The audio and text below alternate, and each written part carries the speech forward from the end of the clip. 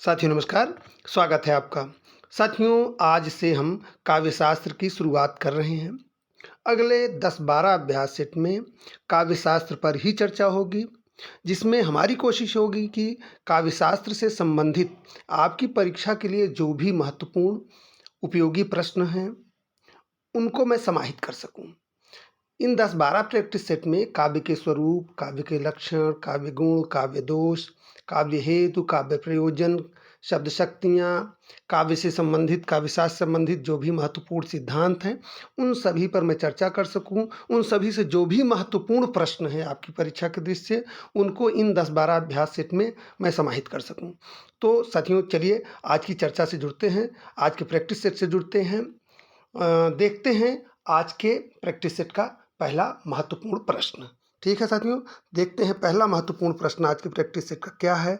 आज के practice set का पहला महत्वपूर्ण प्रश्न है साथियों, अंतःकरण की वृत्तियों के चित्र का नाम कविता है। यह काव्य लक्षण किसने प्रस्तुत किया? एकदम ताज़ा प्रश्न है, बहुत अच्छा प्रश्न है, बहुत ही महत्वपूर्ण प्रश्न है। अंतःकरण की वृत्तियों के चित्र का नाम कविता है। यह काव्य लक्षण किसने प्रस्तुत किया? रामचंद्र शुक्ल, हजारी प्रसाद द्विवेदी, महावीर प्रसाद द्विवेदी, श्याम सुंदर दास। तो इसका सही उत्तर है साथियों विकल्प संख्या 3, महावीर प्रसाद द्विवेदी। अंतःकरण की वृत्तियों के चित्र का नाम कविता है। यह काव्य लक्षण महावीर प्रसाद द्विवेदी ने प्रस्तुत किया है। आचार्य शुक्ल ने कविता क्या है शीर्षक निबंध में कविता को जीवन की अनुभूति कहा है। ठीक है, बढ़ते हैं आगे, देखते हैं अगला प्रश्न। प्रश्न संख्या 2 बहुत ही महत्वपूर्ण तथ्यात्मक प्रश्न। साथियों काव्यशास्त्र से तथ्यात्मक प्रश्न बहुत पूछे जाते हैं आपकी परीक्षाओं में, इसलिए तथ्यों को बहुत ध्यान से देखते चलिए। ऐतिहासिक भौतिकवाद किस दार्शनिकवाद का सिद्धांत है? अस्तित्ववाद, मार्क्सवाद, मनोविश्लेषणवाद, अभिजात्यवाद। तो इस प्रश्न का सही उत्तर क्या है? इस प्रश्न का सही उत्तर है साथियों विकल्प संख्या 2, मार्क्सवाद। मार्क्सवाद के दो प्रमुख सिद्धांत हैं, द्वंद्वात्मक भौतिकवाद और ऐतिहासिक भौतिकवाद। द्वंद्वात्मक भौतिकवाद का संबंध प्रकृति और जगत के नियमों की व्याख्या से है, जबकि ऐतिहासिक भौतिकवाद मनुष्य के संपूर्ण इतिहास की व्याख्या है। ठीक है, बढ़ते आगे देखते हैं प्रश्न संख्या 3। प्रश्न संख्या 3 साथियों बहुत अच्छा प्रश्न है। आई.ए. रिचर्ड्स के महत्वपूर्ण सिद्धांतों में एक है विरेचन सिद्धांत, अनुकरण सिद्धांत, संप्रेषण सिद्धांत, निर्वैयक्तिकता का सिद्धांत। तो इसका सही उत्तर है साथियों विकल्प संख्या 3, संप्रेषण सिद्धांत। सही उत्तर क्या है? विकल्प संख्या 3, संप्रेषण सिद्धांत। रिचर्ड्स के दो सिद्धांत विशेष रूप से उल्लेखनीय हैं, संप्रेषण सिद्धांत और मूल्य सिद्धांत। ठीक है, बढ़ते हैं आगे, देखते हैं अगला प्रश्न। प्रश्न संख्या 4 साथियों, प्रश्न संख्या 4 कह रहा है निम्नलिखित में एक रिचर्ड्स की रचना नहीं है। The principle of literary criticism, the meaning of meaning, Biographia Literaria, Coleridge on the imagination. तो इसका सही उत्तर है साथियों विकल्प संख्या 3, बायोग्राफिया लिटरेरिया। ये रिचर्ड्स की रचना ही है नहीं है, बाकी तीनों रिचर्ड्स की रचनाएं हैं। बायोग्राफिया लिटरेरिया साथियों कॉलरीज की रचना है। ठीक है, बढ़ते हैं आगे, देखते हैं अगला प्रश्न। प्रश्न संख्या 5। प्रश्न संख्या 5 कह रहा है संलक्ष क्रम व्यंग भारतीय काव्यशास्त्र के किस संप्रदाय का भेद है? वक्रोक्ति, ध्वनि, अलंकार, रस। सही उत्तर इसका साथियों विकल्प संख्या 2, ध्वनि। संलक्ष क्रम व्यंग भारतीय काव्यशास्त्र के ध्वनि संप्रदाय का भेद है। भारतीय काव्यशास्त्र में अभिधा मूला ध्वनि के दो भेद किए गए हैं, संलक्ष क्रम व्यंग ध्वनि और असंलक्ष क्रम व्यंग ध्वनि। साथियों ध्वनि संप्रदाय के प्रवर्तक कौन है? ध्वनि संप्रदाय के प्रवर्तक हैं आनंदवर्धन। आनंदवर्धन का प्रसिद्ध ग्रंथ कौन सा है? ध्वन्यालोक। यह तथ्य महत्वपूर्ण है, इनको नोट कर लीजिए, इनको जान लीजिए। ठीक है, बढ़ते हैं आगे, देखते हैं प्रश्न संख्या 6। प्रश्न संख्या 6 कह रहा है रस सिद्धांत के प्रवर्तक आचार्य हैं मम्मट, विश्वनाथ, जगन्नाथ, भरत मुनि। तो इसका सही उत्तर क्या साथ में? इसका सही उत्तर है विकल्प संख्या 4, भरत मुनि। रस श्रीवंश सिद्धांत के प्रवर्तक आचार्य भरत मुनि हैं। भारतीय काव्यशास्त्र का सबसे प्राचीन संप्रदाय रस संप्रदाय माना जाता है। आचार्य भरत मुनि ने रस और भाव का विवेचन अपने ग्रंथ नाट्यशास्त्र के 6ठ और 7वें अध्यायों में किया है। आचार्य भरत मुनि के अनुसार विभाव, अनुभाव और व्यभिचारी भाव के संयोग से रस की निष्पत्ति होती है। भरत मुनि ने नाट्यशास्त्र में 8 रसों का उल्लेख किया है। ठीक है, बढ़ते हैं आगे, देखते हैं अगला प्रश्न। प्रश्न संख्या 7। प्रश्न संख्या 7 कह रहा है, नहीं रसादृते कश्चिदर्थः प्रवर्तते, किसका कथन है? विश्वनाथ दंडी, मम्मट, भरत मुनि। इसका सही उत्तर क्या साथियों? इसका सही उत्तर है विकल्प संख्या 4, भरत मुनि। नहीं रसादृते कश्चिदर्थः प्रवर्तते, आचार्य भरत मुनि का कथन है। साथियों, आचार्य भरत मुनि के कहने का अर्थ है कि रस के बिना नाट्य का कोई अंग प्रवृत्त नहीं हो सकता। भरत मुनि को संस्कृत काव्यशास्त्र का प्रथम आचार्य माना जाता है। इनकी प्रसिद्ध रचना नाट्यशास्त्र है। नाट्यशास्त्र में नाटक के सभी पक्षों का विवेचन किया गया है। एक महत्वपूर्ण तथ्य आप नोट कर लीजिए, भरत मुनि ने नाट्यशास्त्र को पंचम वेद भी कहा है। ठीक है, बढ़ते हैं आगे, देखते हैं अगला प्रश्न। प्रश्न संख्या 8। प्रश्न संख्या 8 कह रहा है, पाश्चात्य काव्यशास्त्र इतिहास सिद्धांत और वाद पुस्तक के लेखक हैं डॉक्टर भगीरथ मिश्र, रिचर्ड्स, डॉक्टर नगेंद्र, बाबू गुलाब राय। तो इसका सही उत्तर है साथियों विकल्प संख्या 1, डॉक्टर भगीरथ मिश्र। डॉक्टर भगीरथ मिश्र पाश्चात्य काव्यशास्त्र इतिहास सिद्धांत और वाद, इस पुस्तक के लेखक हैं डॉक्टर भगीरथ मिश्र। बढ़ते हैं आगे, देखते हैं अगला प्रश्न। प्रश्न संख्या 9। प्रश्न संख्या 9 साथियों है, अर्थबोध कराने के संदर्भ में निम्नलिखित में कौन सा कथन असत्य है? यानी 3 कथन सही हैं, एक कथन इसमें से गलत है। सभी कथनों को ध्यान से देखिए। अभिधा शब्द शक्ति लक्षणा पर आश्रित होती है। लक्षणा शब्द शक्ति व्यंजना पर आश्रित होती है। अभिधा शब्द शक्ति लक्षणा व व्यंजना दोनों पर आश्रित होती है। और चौथा कह रहा है, लक्षणा और व्यंजना दोनों शब्द शक्ति अभिधा पर आश्रित होती है। तो इसका सही उत्तर है क्या साथियों? इसका सही उत्तर विकल्प संख्या 4। यही कथन इसमें असत्य है, बाकी तीनों कथन सत्य हैं। ठीक है, बढ़ते आगे, देखते हैं अगला प्रश्न। प्रश्न संख्या 10।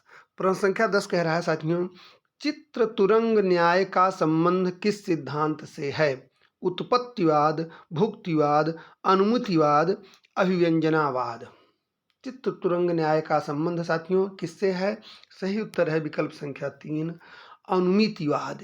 चित्र तुरंग न्याय का संबंध अनुमितिवाद सिद्धांत से है। अनुमितिवाद सिद्धांत के प्रवर्तक कौन हैं? शंकुक हैं। आचार्य शंकुक के अनुसार सामाजिक चित्र तुरंग न्याय से नट में रस की अवस्थिति मानकर रस का अनुमान करते हैं। ठीक है, भरत मुनि के रस सूत्र के जो व्याख्याकार हैं, उन चारों व्याख्याकारों का आप नाम संभवतः जानते होंगे। पहले हैं भट्टलोलट, दूसरे शंकुक, तीसरे भट्टनायक और चौथे अभिनवगुप्त। भट्टलोलट ने मीमांसा दर्शन की व्याख्या की है। इनके सिद्धांत को कहा जाता है उत्पत्तिवाद या आरोपवाद।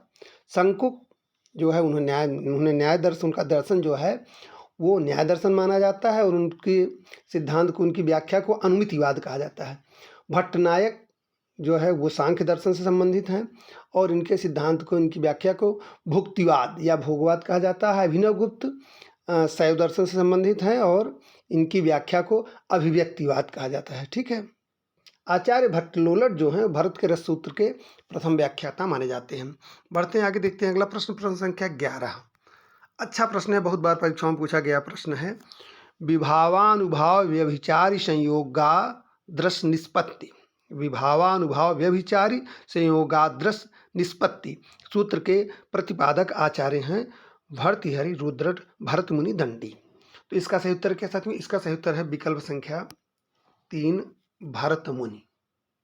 भरत मुनि के अनुसार विभाव, अनुभाव और व्यभिचारी भाव के संयोग से रस की निष्पत्ति होती है। ठीक है, भरत मुनि ने अपने नाट्यशास्त्र में भावों की संख्या 49 कही है, जिसमें 33 जो है संचारी भाव, 8 अस्थायी भाव और 8 सात्विक भाव हैं। ठीक है, बढ़ते हैं आगे, देखते हैं अगला प्रश्न। प्रश्न संख्या 12। रीति संप्रदाय के प्रवर्तक आचार्य हैं वामन, मम्मट, भामह, दंडी। सही उत्तर है क्या? इसका सही उत्तर विकल्प संख्या 1, वामन। रीति संप्रदाय के प्रवर्तक आचार्य कौन है? वामन है। ठीक है, अलंकार संप्रदाय के प्रवर्तक भामा। रस संप्रदाय के भरत मुनि। वक्रोक्ति, कुंतक, ध्वनि संप्रदाय आनंदवर्धन, औचित्य संप्रदाय क्षेमेंद्र। इन सभी को मैं इसलिए बता रहा हूँ आपको कि इनसे प्रश्न घुमा फिरा के आपसे एक प्रश्न परीक्षा में आपके आएगा ही। ठीक है, बढ़ते हैं आगे, देखते हैं इसको। अगला प्रश्न, प्रश्न संख्या 13 कह रहा है, लॉन्जाइनस के अनुसार इनमें से महान काव्य का उत्पत्ति कारक है? क्षुद्रता, अल्पज्ञता, आत्मिक भव्यता और कटुता। सही उत्तर है विकल्प संख्या 3, आत्मिक भव्यता। सही उत्तर कौन है? विकल्प संख्या 3, आत्मिक भव्यता। बढ़ते हैं आगे, देखते हैं अगला प्रश्न, प्रश्न संख्या 14, कैथार्सिस विरेचन मूलतः संबंधित है किससे? भौतिक शास्त्र से, रसायन शास्त्र से, समाज शास्त्र से, चिकित्सा शास्त्र से। विरेचन यूनानी शब्द जो कैथार्सिस है, इसका हिंदी रूपांतरण है। विरेचन और कैथार्सिस चिकित्सा शास्त्र के परिभाषित शब्द हैं, इसलिए इसका सही उत्तर क्या होगा साथियों? इसका सही उत्तर है विकल्प संख्या 4, चिकित्सा शास्त्र से। ठीक है, बढ़ते आगे, देखते हैं अगला प्रश्न, प्रश्न संख्या 15। प्रश्न संख्या 15 कह रहा है, आचार्य क्षेमेंद्र ने औचित्य के कितने अंग निर्धारित किए हैं? 27, 23, 19, 29। तो इसका सही उत्तर साथियों विकल्प संख्या 1, 27। आचार्य क्षेमेंद्र ने औचित्य के 27 भेद यानी तत्व किए हैं। ठीक है, उन 27 को चलिए तेजी से नाम ले लेते हैं। पद, वाक्य, प्रबंध, गुण, अलंकार, रस, क्रिया, कारक, लिंग, वचन, विशेषण, उपसर्ग, निपात, देश, काल, कुल, व्रत, तत्व, सत्व, अभिप्राय, विभाव, सार संग्रह, प्रतिभा, विचार, नाम, आशीर्वचन और प्रत्यय, ये 27 अंग उन्होंने निर्धारित किए हैं आचार्य क्षेमेंद्र ने। ठीक है, बढ़ते हैं आगे, देखते हैं अगला प्रश्न, प्रश्न संख्या 16। प्रश्न संख्या 16 कह रहा साथियों, अदोषो सगुणो सालंकारो च शब्दार्थो काव्यम किस आचार्य का दिया हुआ काव्य लक्षण है? वामन, भामा, हेमचंद्र, कुंतक। तो इसका सही उत्तर है साथियों विकल्प संख्या 3, हेमचंद्र। सही उत्तर कौन सा है? विकल्प संख्या 3, हेमचंद्र। वामन का कहना क्या है? काव्य शब्दों एवं गुणालंकारा संस्कृतयो शब्दार्थयो वर्तते। ठीक है, और कुंतक क्या कहते हैं? शब्दार्थों सहितो वक्र कवि व्यापार शालिनी वंदे व्यवस्थितो काव्यम तद्विताहाद कारिणी।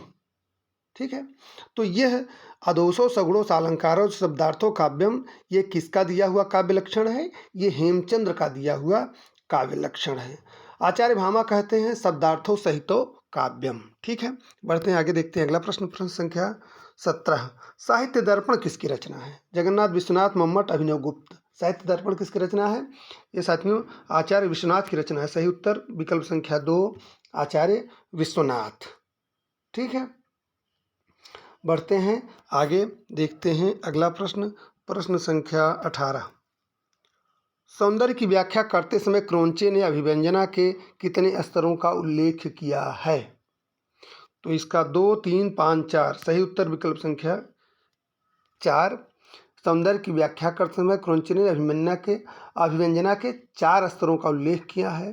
क्रोंचे ने कला निर्माण में प्रतिभा को मूल कारण माना है। ठीक है, बढ़ते हैं आगे, देखते हैं अगला प्रश्न, प्रश्न संख्या 19। प्रश्न संख्या 19 कह रहा है, काव्य मानव के आंतरिक कार्य व्यापारों की अनुकृति है, यह किसका कथन है? काव्य मानव के आंतरिक कार्य व्यापारों की अनुकृति है, यह किसका कथन है? अरस्तु, प्लेटो, लॉन्जाइनस, रिचर्ड्स। तो सही उत्तर इसका साथियों विकल्प संख्या 1, अरस्तु। ठीक है ना, काव्य मानव के आंतरिक कार्य व्यापारों की अनुकृति है, यह कथन अरस्तु का है। अरस्तु को काव्यशास्त्र का जनक माना जाता है। पहली बार कला और ललित कला के भेद को स्पष्ट करने का श्रेय अरस्तु को ही जाता है। उन्होंने ललित कला को एक स्वायत्त कला के रूप में घोषित किया है। ठीक है, बढ़ते हैं आगे, देखते हैं अगला प्रश्न, प्रश्न संख्या 20। इनमें से किसका मत भुक्तिवाद कहलाता है? अभिनव गुप्त, भट्टनायक, शंकुक, भट्टलोलट। तो सही उत्तर है साथियों इसमें विकल्प संख्या 2, भट्टनायक। भट्टनायक के सिद्धांत को भुक्तिवाद कहा जाता है। बढ़ते हैं आगे, देखते हैं अगला प्रश्न, प्रश्न संख्या 21। प्रश्न संख्या 21 कह रहा है, नाटक में दृश्य दिखाने या दृश्य परिवर्तन के लिए जो पर्दा काम में लाया जाता है उसे कहते हैं। यवनिका, नेपथ्य, पटाक्षेप इनमें से कोई नहीं। तो इसका सही उत्तर है क्या साथियों? इसका सही उत्तर है विकल्प संख्या 1 यवनिका। नाटक में दृश्य दिखाने या दृश्य परिवर्तन के लिए जो पर्दा काम में लिया जाता है उसे यवनिका कहते हैं। नेपथ्य शब्द का प्रयोग साथियों रंगमंच के यानी पर्दे के पीछे की जगह के लिए किया जाता है। ठीक है, बढ़ते हैं आगे, देखते हैं अगला प्रश्न। प्रश्न संख्या 22। प्रश्न संख्या 22 कह रहा है रससूत्र किस व्याख्याता ने रस निष्पत्ति की प्रक्रिया की पुष्टि चित्र तुरंग न्याय के आधार पर की है? शंकुक, लोलट, अभिनवगुप्त, भट्टनायक। ध्यान से देखिए, रस सूत्र के किस व्याख्याता ने रस निष्पत्ति की प्रक्रिया की पुष्टि चित्र तुरंग न्याय के आधार पर की है? तो इसका सही उत्तर है साथियों विकल्प संख्या 1 शंकुक, आचार्य शंकुक ने रस निष्पत्ति की प्रक्रिया की पुष्टि चित्र तुरंग न्याय के आधार पर शंकुक ने की है। ठीक है, बढ़ते हैं आगे, देखते हैं अगला प्रश्न। प्रश्न संख्या 23। हिंदी के प्रथम अलंकार निरूपक आचार्य हैं भिखारी दास, केशव दास, मतीराम, चिंतामणि। तो इसका सही उत्तर क्या है साथियों? इसका सही उत्तर विकल्प संख्या 2 केशव दास। हिंदी के प्रथम अलंकार निरूपक आचार्य केशव दास हैं। केशव दास की रसिक प्रिया, कवि प्रिया और छंदमाल ये जो हैं रीतिपरक ग्रंथ हैं। बढ़ते हैं आगे, देखते हैं अगला प्रश्न। प्रश्न संख्या 24। रचना एवं रचनाकारों का असंगत युग्म है। काव्य प्रकाश मम्मट। बहुत ध्यान से देखिए, बहुत अच्छा प्रश्न है। काव्य प्रकाश मम्मट, साहित्य दर्पण विश्वनाथ, चंद्रालोक जयदेव, काव्यादर्श भरतमुनि। तो इसका सही उत्तर क्या है साथियों? इसका सही उत्तर विकल्प संख्या 4 काव्यादर्श भरतमुनि। ये असंगत युग्म है क्योंकि काव्यादर्श भरतमुनि की रचना नहीं है। काव्यादर्श किसकी रचना है? ये आचार्य दंडी की रचना है। ठीक है, बढ़ते हैं आगे, देखते हैं अगला प्रश्न। प्रश्न संख्या 25। प्रश्न संख्या 25 कह रहा है भारत के रस सूत्र में निहित संयोग का अर्थ भोज्य भोजक भाव, निष्पत्ति का अर्थ भुक्ति, आस्वाद की स्थापना किस आचार्य ने की? भट्टलोलक, शंकुक, अभिनवगुप्त, भट्टनायक। तो इसमें सही उत्तर क्या साथियों? इसमें सही उत्तर है विकल्प संख्या 4 भट्टनायक। भारत के रस सूत्र में निहित संयोग का अर्थ भोज भोजक भाव, निष्पत्ति का अर्थ भुक्त यानी आस्वाद की स्थापना भट्टनायक ने की है। ठीक है, इसमें देखिए जो चारों रस सूत्र के व्याख्याकार हैं उनके जो है जो कहेंगे कि सिद्धांत या उनके संयोग या उनके निष्पत्ति की अवस्थिति को हम समझ लेते हैं। क्या है? भट्टलोलट के अनुसार संयोग की स्थिति क्या है? उत्पाद उत्पादक है। शंकुक के अनुसार अनुमान अनुमापक है। भट्टनायक के अनुसार भोज्य भोजक है और अभिनवगुप्त के अनुसार व्यंग्य व्यंजक है। ठीक है, बढ़ते हैं आगे, देखते हैं अगला प्रश्न। प्रश्न संख्या 26। प्रश्न संख्या 26 कह रहा है साथियों शब्दार्थों ते शरीरम रसात्मा यह किसका कथन है? शब्दार्थों ते शरीरम रसात्मा यह किसका कथन है? भरतमुनि, राजशेखर, विश्वनाथ भामा। तो इसका सही उत्तर साथियों विकल्प संख्या 2 राजशेखर। शरीरों ते शब्दार्थों ते शरीरम रसात्मा यह राजशेखर का कथन है। ठीक है, बढ़ते हैं आगे, देखते हैं अगला प्रश्न। प्रश्न संख्या 27। प्रश्न संख्या 27 कह रहा है प्रज्ञा नवोन्मेष शालिनी प्रतिभा मता। प्रज्ञा नवोन्मेष शालिनी प्रतिभा मता किसकी उक्ति है? कुंतक, मम्मट, भट्टलोलट, भट्टतोत। तो सही उत्तर इसका साथियों क्या है? इसका सही उत्तर है विकल्प संख्या 4 भट्टतोत। प्रतिभा के महत्व के बारे में प्रज्ञा नवोन्मेष शालिनी प्रतिभा मता यह कथन जो है, ये उक्ति जो है श्री भट्टतोत की है। इसका अर्थ है प्रतिभा उस प्रज्ञा का नाम है जो नित्य नवीन रसानुकूल विचार उत्पन्न करती है। ठीक है, बढ़ते हैं आगे, देखते हैं अगला प्रश्न। प्रश्न संख्या 28। प्रश्न संख्या 28 कह रहा है आचार्य भरतमुनि ने नाटक में अभिनय को किस वेद से लिया गया माना है? बहुत अच्छा प्रश्न है, बहुत ध्यान से देख लीजिए। आचार्य भरतमुनि ने नाटक में अभिनय को किस वेद से लिया गया माना है? ऋग्वेद, सामवेद, यजुर्वेद, अथर्ववेद। इस प्रश्न को बहुत ध्यान से देखिए। सही उत्तर है विकल्प संख्या 3 यजुर्वेद। सही उत्तर क्या है? विकल्प संख्या 3 यजुर्वेद। आचार्य भरतमुनि ने नाटक में अभिनय को यजुर्वेद से लिया गया माना है। यह मान्यता है कि इंद्र की प्रार्थना पर ब्रह्मा ने चारों वर्णों के मनोरंजन और अलौकिक आनंद के लिए नाट्यवेद नामक पांचवें वेद का निर्माण किया। इस वेद के निर्माण में ऋग्वेद से पाठ्यवस्तु, सामवेद से गान, यजुर्वेद से अभिनव और अथर्ववेद से रस लिया गया है। यह नोट कर लीजिए, बहुत महत्वपूर्ण प्रश्न है। बढ़ते हैं आगे, देखते हैं अगला प्रश्न, प्रश्न संख्या 29। विखंडनवाद का जनक किसे माना जाता है? Rousseau, Derrida, Saussure, Richards. Rousseau, Derrida, Saussure और रिचर्ड्स। तो इसका सही उत्तर क्या साथियों? इसका सही उत्तर है विकल्प संख्या 2, देरिदा। विखंडनवाद का जनक देरिदा को माना जाता है। ठीक है, बढ़ते हैं आगे। एक चीज़ और इनके बारे में जान लीजिए। देरिदा की एक बहुत प्रसिद्ध पुस्तक है ऑफ ग्रामेटोलॉजी, चूँकि पुस्तकें इनकी बहुत पूछी जाती हैं। ऑफ ग्रामेटोलॉजी इनकी बहुत चर्चित पुस्तक है। किसकी? देरिदा की। इनका सिद्धांत क्या है? विखंडनवाद। बढ़ते हैं आगे, देखते हैं अगला प्रश्न, प्रश्न संख्या 30। प्रश्न संख्या 30 कह रहा है, हिंदी काव्यशास्त्र में बौद्धिक रस की स्थापना करने वाले विद्वान हैं माता प्रसाद गुप्त, भगीरथ मिश्र, भिखारी दास और गणपति चंद्र गुप्त। तो इसका सही उत्तर साथियों विकल्प संख्या 4, गणपति चंद्र गुप्त। हिंदी काव्यशास्त्र में बौद्धिक रस की स्थापना करने वाले विद्वान गणपति चंद्र गुप्त हैं। ठीक है साथियों, तो बढ़ते हैं आगे। और यहाँ आपका यह प्रैक्टिस सेट समाप्त होता है। आज के प्रैक्टिस सेट में आपने देखा 30 प्रश्न। ये सभी प्रश्न प्रायः परीक्षाओं में पूछे जाने वाले प्रश्न हैं। आपकी परीक्षा के लिए बहुत ही महत्वपूर्ण, बहुत ही उपयोगी प्रश्न हैं। तो साथियों, TGT, PGT, net, JRF assistant professor, LT grade, GIC प्रवक्ता, एनबीएस, केवीएस, डीएसएसबी, जो इस भी परीक्षा की आप हिंदी विषय से तैयारी कर रहे हो, चैनल से आपको बहुत ही महत्वपूर्ण, बहुत ही प्रामाणिक, बहुत ही तथ्यपूर्ण सामग्री निरंतर मिलती रहेगी। पूरे पाठ्यक्रम को हम कवर करने की कोशिश करेंगे। तो जो भी साथी चैनल पर नए हैं, प्लीज़ चैनल को सब्सक्राइब जरूर करें, बेल आइकन पर ऑल सेट कर दें। और किसी भी जिज्ञासा या समाधान के लिए आप इनबॉक्स कर सकते हैं, कमेंट कर सकते हैं।